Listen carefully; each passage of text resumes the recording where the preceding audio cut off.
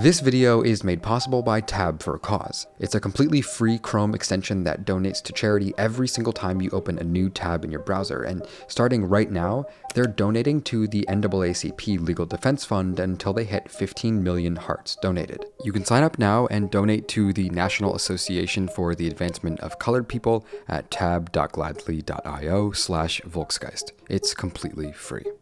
Hey everyone, welcome back to the Infected Fingernail Show, and today we're going to be talking about Charli XCX, because Charli XCX is pretty cool at the moment. Her music sits in the space between mainstream and weird, definitely leaning on the weird side. Let's put it this way. Last week, someone sent me a DM and called her new album The Female Death Grips, but it wasn't always like that. For lack of a better word, Charli started her career making normie pop music, and she honestly found a lot of success in that lane. With songs like Boom Clap, Break the Rules, and I Love It having hundreds of millions of views on YouTube, Charli had huge success with a mainstream synth-pop, pop-rock sound earlier in her career. In fact, her feature on Iggy Azalea's Fancy has almost 1 billion views today, even though I think that song has aged so badly, it's best to leave it in the past. Now, despite the fact that Charli's music doesn't necessarily chart as high as it used to, today she's more beloved by fans and critics than ever before. Looking at rateyourmusic.com, a website known for its harsh reviews, Charli's projects have only earned progressively higher and higher ratings since the beginning of her career. Using an average of all user ratings, her debut True Romance was ranked the 945th best album of 2013, basically nothing to write home about. Her sophomore album didn't even rank in the top 1,000, but 2019's Charli broke the top 30, ranking between critically acclaimed artists like Caroline Polachek and Carly Rae Jepsen. And even though it's only been out for a few weeks and the year is far from over, Charli's latest record, How I'm Feeling Now, is already ranked as the second best of 2020. There are very few examples of artists choosing to narrow their mainstream appeal in exchange for critical approval as their career goes on. In fact, it's usually the opposite. Most artists start strong and then soften their sound over time, losing niche appeal as their career progresses. Groups like Panic! At the Disco, Green Day, and Weezer are perfect examples of this. But Charli XCX has undergone a completely opposite transformation. She began her career as a decent, but not exactly critically compelling pop artist, and today she's one of the most boundary-pushing and critically adored musicians in the industry. But how did she get there? Charli's first 2 records, True Romance and Sucker, weren't that memorable. Listen to True Romance today and it's just alright. Her delivery is good and the production is good, but it doesn't sound much different from other pop artists at the time.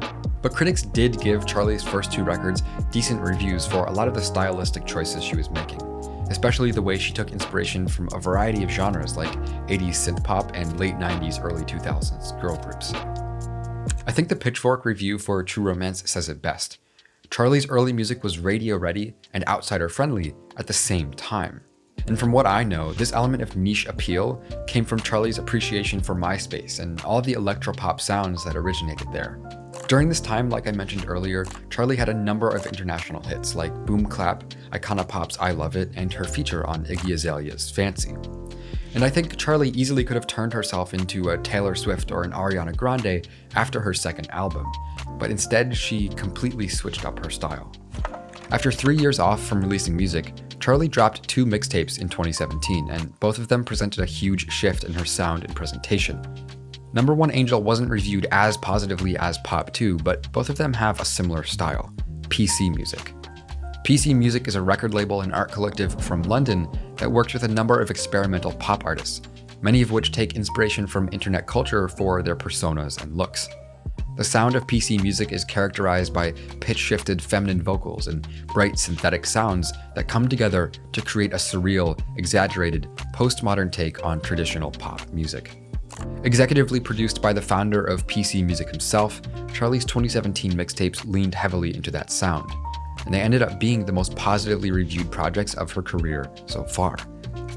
Like I said before, Charli's early music wasn't bad. It just wasn't made for picky, alternative, or niche listeners.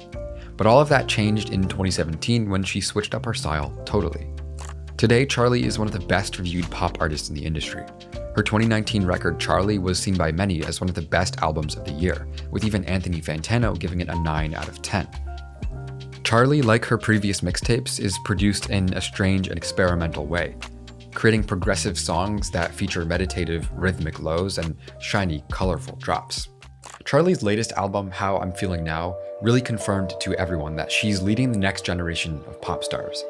While her last few projects have embraced the PC music bubblegum bass sound, How I'm Feeling Now goes all in, which maybe isn't too much of a surprise after her recent collabs with 100 gecs, the hyperpop duo that have been taking music by storm for the past few months.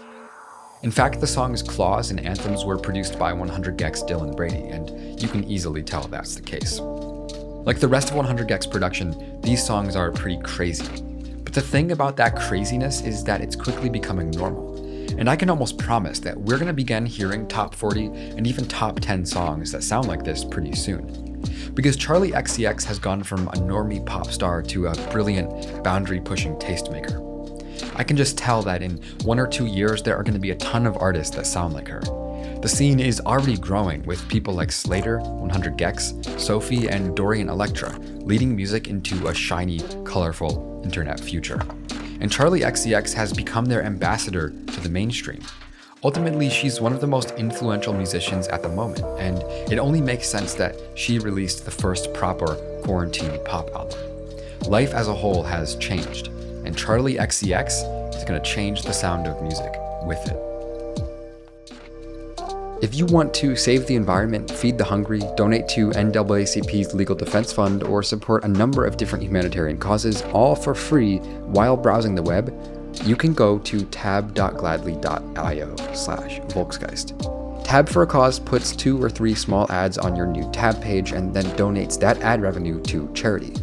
So if you want to donate to charity for free while browsing the web and also help support Volksgeist, go to tab.gladly.io/Volksgeist and sign up now.